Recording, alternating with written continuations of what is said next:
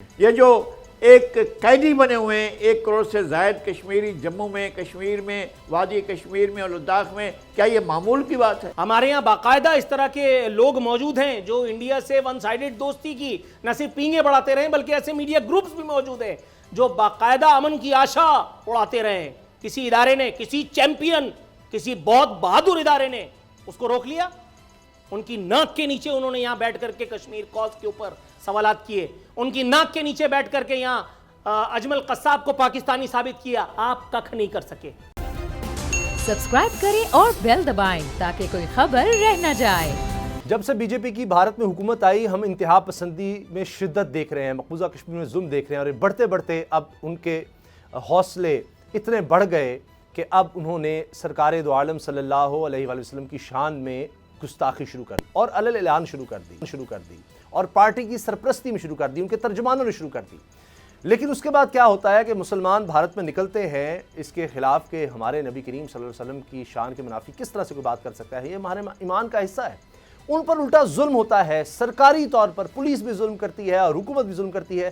لیکن اس کے بعد کچھ مسلمان ممالک میں، عرب ممالک میں بھارت کے خلاف ایک مہم چل جاتی ہے، اور یہ بائیکاٹ انڈیا ایک مہم. ایک تو بڑا سخت ری ایکشن آتا ہے، اس کے بعد پھر ان کی پروڈکٹس کا، مصنوعات کا بائیکاٹ شروع ہو جاتا ہے. اس پر جا کر بھارت اب خوفزدہ ہو گیا، اس کی حکومت خوفزدہ ہو گئی، ڈر گئی، یہ تو بڑا نقصان ہو رہا ہے. اور اس کے بعد جناب اب کیا یہ گیا کہ جی ایک کی پارٹی ممبرشپ معطل کر دی گئی، دوسرے کو نوین جندال کو پارٹی سے نکال دیا گیا.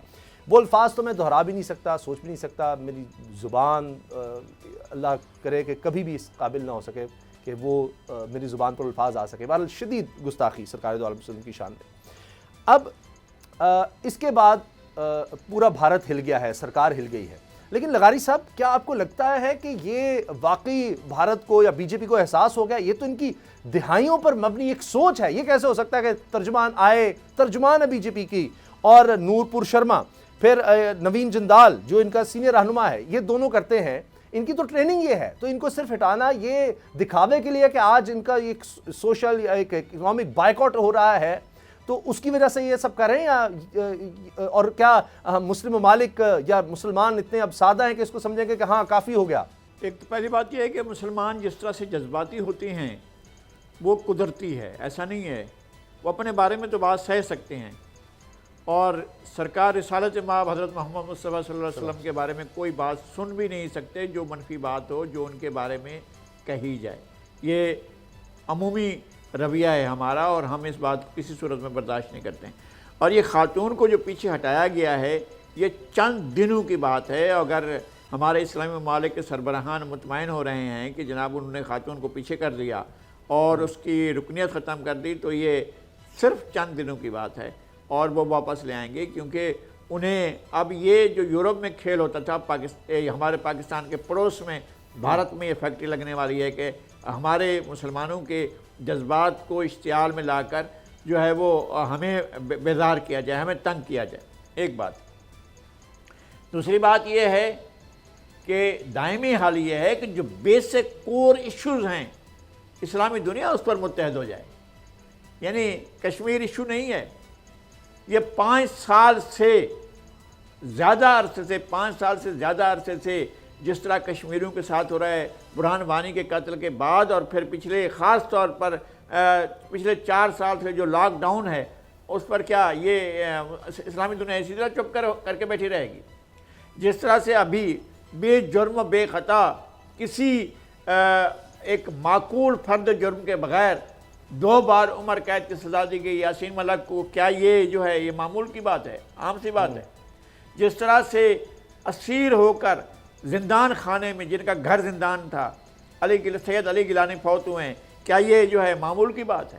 میر واحد عمر فاروق ایک عرصے سے بند پڑے ہوئے ہیں، کیا یہ معمول کی بات ہے؟ یہ جو ایک قیدی بنے ہوئے ہیں 1 کروڑ سے زائد کشمیری جموں میں، کشمیر میں، وادی کشمیر میں اور لداخ میں، کیا یہ معمول کی بات ہے؟ جو کچھ انڈیا کر رہا ہے یہ کیا معمول کی بات ہے؟ بھئی یہ معمول کی باتیں نہیں ہیں. اور اگر اسلامی دنیا جس طرح سے اس معاملے پر رد عمل ظاہر کیا ہے، ان ایشوز پر رد عمل ظاہر کرے. اور جو کچھ ہو رہا ہے، ہم سنتے ہیں کہ غزہ میں عمارتیں ڈھا دی گئیں، بچوں کو مار دیا گیا، اور ان کو جو ہے باقاعدہ ٹینکوں نے کچل دیا، کیا ہم اسلامی دنیا اس کو برداشت کرتی رہے گی؟ ٹھیک ہے، اگر آپ میں ہمت ہے تو آپ برداشت کریں۔ اسلامی دنیا اس ساری صورتحال میں آگے آئے، اپنا کردار ادا کرے، ان کا بہت بڑا کردار موجود ہے، اور جن ممالک میں انڈیا کو اس دفعہ آئینہ دکھایا اور انڈیا پسپا ہوا ہے، یہ پسپائی دائمی ہونی چاہیے اور ان کو ویجیلنس رکھنی چاہیے، ورنہ انڈیا سے یہ فیکٹری کھول رہے ہیں کہ جہاں سے گستاخی کی اور توہین کی اور بدتمیزی کی جو لہر ہے اس کو آگے بڑھایا جائے۔ تو اگر مسلمان ویجیلنس نہیں رہیں گے تو یہ آج یہ عورت آئی تھی، پھر اس کے بعد کوئی اور، پھر کوئی اور، پھر کوئی اور، اس طرح سے چلتا رہے گا۔ میرے خیال میں کہ اسلامی دنیا کو اس پر متحد ہو کر سوچنا چاہیے کہ ہم اس ساری صورتحال کا کس طرح سے مقابلہ کریں۔ اسامہ، اس پر اگر آپ اجازت دیں، اس سے پہلے کہ آپ سوال داغیں، میں اپنی ہارڈ لائن اپروچ کے تحت ایک اس پر تبصرہ فرمانا چاہتا ہوں۔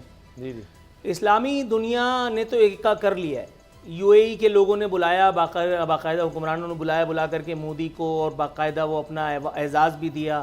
جی، سنجے دت کو باقاعدہ وہاں دبئی کی گولڈ کیا وہ ہوتی ہے سٹیزن شپ وہ بھی آفر کی گئی ہے، وہ تو پراپر انتقام لے رہے ہیں بھارت سے اور بھارت سرکار سے۔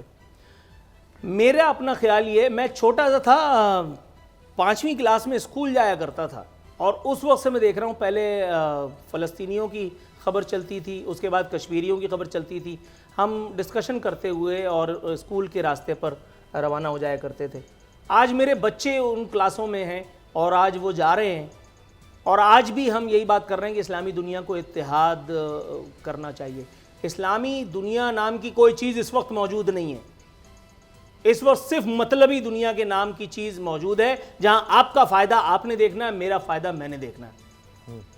دوسری بات، ہم کیا سوچتے ہیں، ہم ان لوگوں کو جھکا لیں گے؟ ان کی اکنامک وہ بائیکاٹ اور فلانا ڈھکانا جو کچھ کیا گیا، ٹھیک ہے، آپ اپنے طور پہ بڑا آپ نے کوئی تیر مارا ہوگا، آپ وہ کر سکتے ہیں۔ آپ کو لگتا ہے پاکستان جیسے ملک میں یہ بائیکاٹ ہو سکتا ہے؟ باہر نکلیے، آج بھی آپ کو انڈین کاسمیٹکس کی چیزیں، انڈین شیمپو، انڈین کریمیں بازار میں بکتی نظر آئیں گی۔ ہم یوم کشمیر پر انڈین فلمیں دیکھ کر کے بھارت کشمیریوں سے اظہار یکجہتی کر رہے ہیں، کیا یہ حقیقت نہیں ہے؟ ہمارے یہاں باقاعدہ اس طرح کے لوگ موجود ہیں جو انڈیا سے ون سائیڈڈ دوستی کی نہ صرف پینگیں بڑھاتے رہے بلکہ ایسے میڈیا گروپس بھی موجود ہیں جو باقاعدہ امن کی آشا اڑاتے رہے۔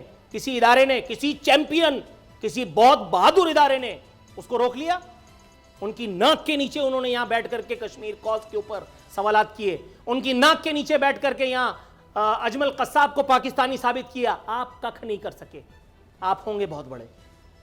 دوسری بات، یہ ایف آئی آر ہے ان مسلمانوں کے خلاف کہ جن کے ممالک میں یہ ساری چیزیں ہو رہی ہیں اور وہ روڈ پہ نکل کر کے پتھر مار کر کے اور بس اپنا انتقام لے رہے ہیں۔ یہاں ہمارے یہاں جب ہوتا ہے تو یہ تحریک لبیک اور فلانا فلانا نکل کر کے کیپری سینما جلا دیتے ہیں۔ ابے کیپری سینما والے نے کیا کیا؟ کسی ایک آدمی کی موت ہوتی دیکھی آپ نے؟ ایران نے بھی فتویٰ دیا تھا، سلمان رشدی مارا گیا۔ جب تک کسی ایک مردود، کسی ایک منحوس، کسی ایک ملعون کی گردن نہیں ماری جائے گی، جب تک کسی ایک کو پبلکلی عذاب کا، انتقام کا نشانہ نہیں بنایا جائے گا، مارک مائی ورڈز، یہ سلسلہ نہیں رکے گا۔ اور آپ اور میں یہاں بیٹھ کر کے بری ذمہ نہیں ہو سکتے کہ یا رسول اللہ ہم نے تو اپنے پروگرام میں بات کی تھی۔ نو سر، بات اس انداز میں کرنا کہ جو اس طرح کا حق ہے، جو اس کا حق ہے، یہ بیچ کی بات کر کے اور بائیکاٹ کی تجویز دے کر کے نکل جانا نہیں سر، آپ کے گلے میں اور میرے گلے میں بھی عذاب آنا ہے۔ کیوں؟ آج انڈیا کی ہر مسجد میں سے شیولنگ نکل رہا ہے، اندھی لگی ہے۔ آپ سورہ یاسین پڑھ پڑھ کے پھونکیں گے اور وہ آپ کے بچوں کی گردن اتارے چلا جائے، ایسا ممکن ہے؟ وہ یاد ہے کہ کشمیر میں کس طرح سے ایک بندے کو مارا گیا تھا، اس کا بچہ اس کے سینے پہ چڑھ کر کے بیٹھا تھا، پوری دنیا کا ضمیر جاگ گیا؟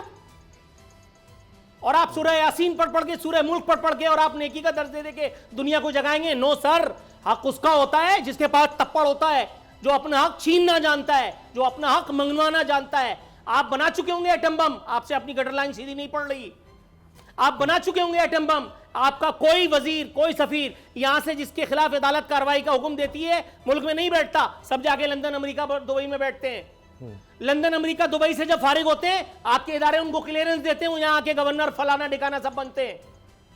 فصلیں اتارو، فصلیں اتارو، سلمان رشدی سے شروع کرو، یہ نپور شرما تک لے کر کے آؤ۔ آج سیکیورٹی ملی ہے، کبھی تو ڈھیلی ہوگی۔ ٹی وی پہ بیٹھ کر کے ہارڈ لائن بات کر رہا ہوں، اور اس بات پہ مجھے کوئی ریگریٹ نہیں ہے. ایک ایسا منحوس جب تک واصل جہنم نہیں ہوگا تب تک ان بے شرموں کو, ان بے حیاؤں کو کوئی خوف نہیں آئے گا. یہ دوسرے کی مذہبی کتابوں کو پبلکلی معاذ اللہ جلاتے ہیں, یہ مساجدوں کے مینار اور ممبر و محراب ڈھاتے ہیں.